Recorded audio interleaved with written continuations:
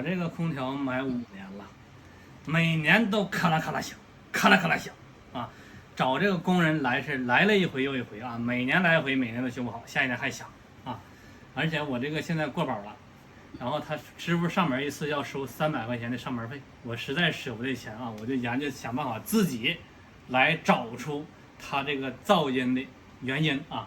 然后呢，他的噪音呢，它还不是一直响啊，它有时候是开着的时候响，有时候呢是中途啊忽然制冷或者忽然这个不怎么凉的时候，哎，它会响啊。那么这个就会出现一个问题，我花300块找师傅上门了，正好他来的时候他没响啊，师傅一走响了，这钱我白花了吗？所以说啊，我就自己想办法来找到他的问题啊。然后今天呢，我在躺床上玩手机，突然听见这个空调响了，我腾一下子就从床上蹦下来了啊！然后我就把这空调打开，我就一顿摸啊，终于被我摸到了这个噪音的来源。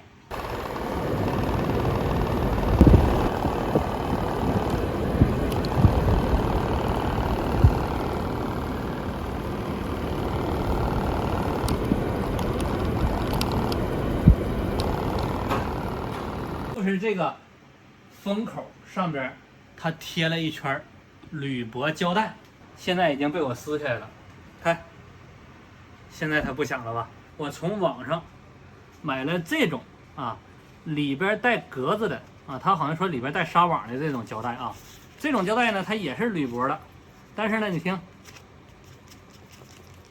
基本就没有声音啊，所以说为什么那个师傅每年来每年修？每年都修不好，因为每年来，我现在想起来了，他每年来他也发现问题了，你知道吧？他也知道是这个胶带响，他没告诉我，然后他默默的把那胶带撕下来，又重新贴了一遍，啊，然后他走了，过一段时间他又响了，对吧？他每年他都用同一个东西去修，同一个手法犯同一个错误，然后犯了每一年，然后他就不知悔改，对吧？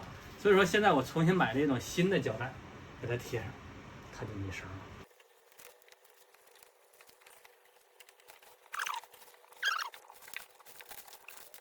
现在封好了啊，看，上面一圈封死，这回就不漏风了啊。然后我们接下来把空调打开，看一下有没有声。现在空调已经运转了啊，你看，这回它就没有声了。